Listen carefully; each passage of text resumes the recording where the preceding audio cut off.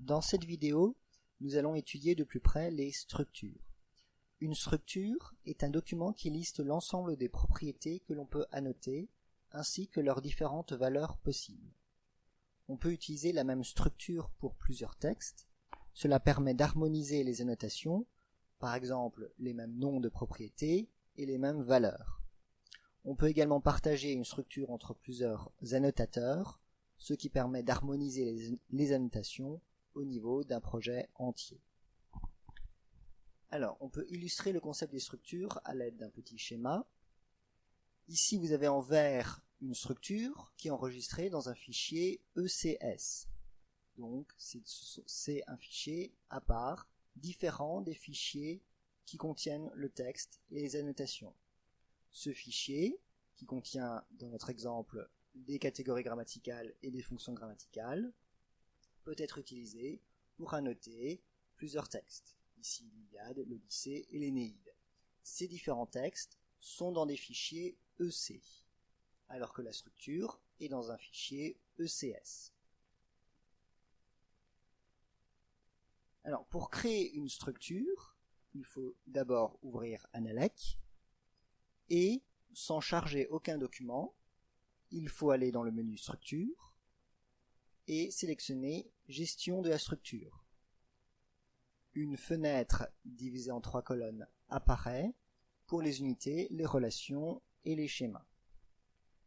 Alors, une unité, c'est une annotation faite au niveau du texte. Par exemple, les expressions référentielles sont des unités. Les relations, ce sont des liens entre les unités. Par exemple, le lien d'anaphore entre une expression référentielle qui est un SN défini et une expression référentielle qui est un pronom pourra être modélisé par une relation. Les schémas, ce sont des groupes d'unités ou de relations. Par exemple, toutes les expressions référentielles renvoyant au même référent peuvent être regroupées dans un schéma, ce qui modélise une chaîne de référence. Alors, pour la notation des chaînes de référence, il nous faut des unités de type expression référentielle. Pour créer ce type d'unité, on sélectionne type dans la colonne unité et avec le bouton droit de la souris, on clique avec le bouton droit de la souris et on clique sur ajouter un type. On peut alors entrer le nom du type, par exemple expression référentielle.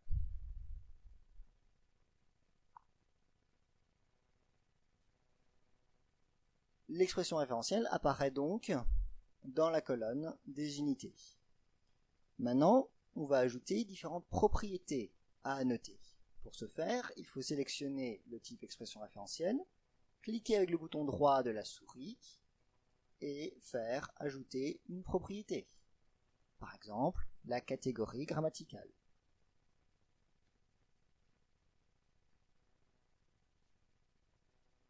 Cette catégorie grammaticale peut prendre plusieurs valeurs. Par exemple, SN défini, SN indéfini, pronom ou autre. On va ajouter plus, mais on va s'arrêter là pour cet exemple.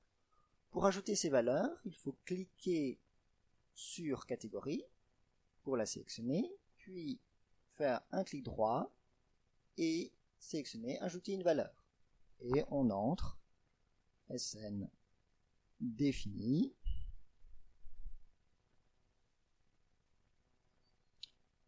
On entre une nouvelle valeur SN indéfini. Une nouvelle valeur pronom. Et une nouvelle valeur autre. On peut ajouter d'autres propriétés. En sélectionnant expression référentielle, clic droit, ajouter une propriété, par exemple la fonction. On pourrait rentrer différentes valeurs, sujet, objet, etc. Alors on ne va pas le faire dans cet exemple. Donc pour supprimer le type, il suffit de le sélectionner, de faire un clic droit et de faire supprimer la propriété. Par contre, ce qu'on va faire dans cet exemple, c'est rajouter une propriété pour le nom du référent.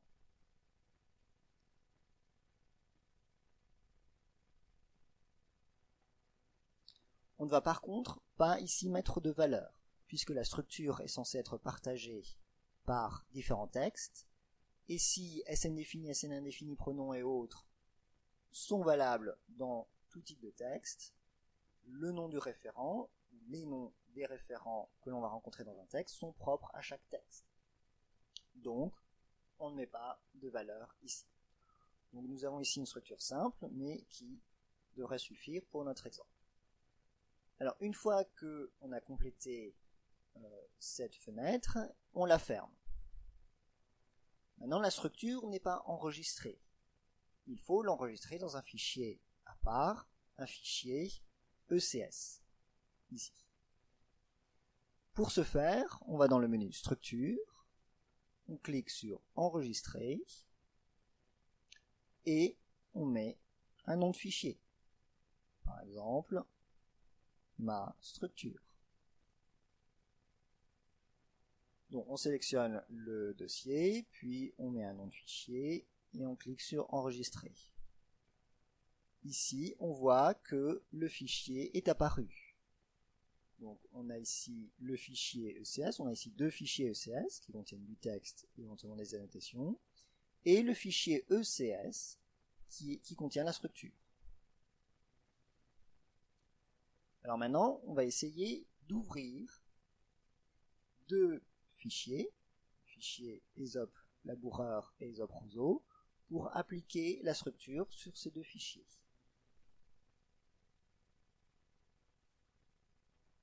Pour ce faire, on fait document ouvrir. Alors là, on a créé un faux document puisqu'on a créé une structure dans un document qui ne contient pas de texte. Donc le mieux est peut-être de fermer ce document. Il nous demande si on veut sauvegarder le document en cours. On répond non puisqu'on a sauvegardé la structure dans un fichier séparé. Donc on fait ouvrir et on va commencer par ESOP laboureur, qui ne contient pour l'instant aucune annotation. Il n'y a que du texte et la structure est vide, comme le montre la fenêtre ici.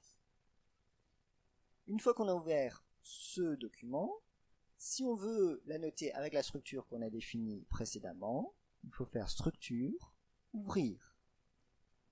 On tombe alors sur le fichier qu'on a sauvegardé tout à l'heure et on va l'ouvrir. mastructure.ecs. Désormais, la structure est arrivée et c'est exactement celle qu'on a définie tout à l'heure. On peut donc commencer à annoter. Donc, on va sélectionner un type unité, expression référentielle. On va faire une annotation. Alors, il y a une vidéo pour la création des annotations, donc je ne vais pas m'étendre ici. Créer. On a la catégorie. On peut choisir parmi ceux qu'on a définis tout à l'heure. Le nom du référent, il n'y a pour l'instant rien dans la liste, puisque, bien entendu, les référents n'ont pas été définis dans la structure. Ils sont propres au texte. On met laboureur, puis on met le filet, on crée, donc même chose, indéfini, le nom du référent, avec.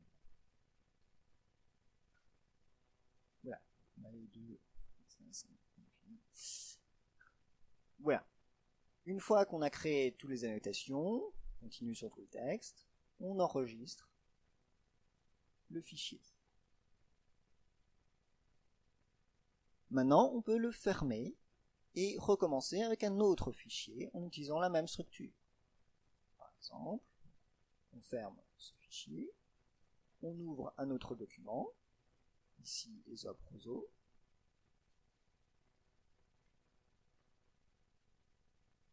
et donc il n'y a absolument aucune annotation et aucune structure qui a été définie. Pour récupérer la structure qu'on a créée tout à l'heure et qu'on a déjà utilisée sur la fable du laboureur, on va dans structure, ouvrir. On ouvre ma structure et la structure est apparue. C'est exactement la même que tout à l'heure. Donc, on peut commencer l'annotation avec les mêmes éléments.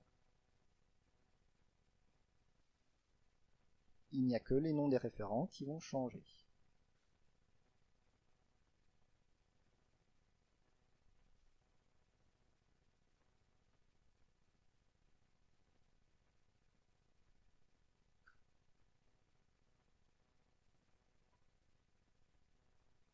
On peut enregistrer le fichier et le fermer. De cette façon, on a créé une structure qu'on a utilisée sur différents textes.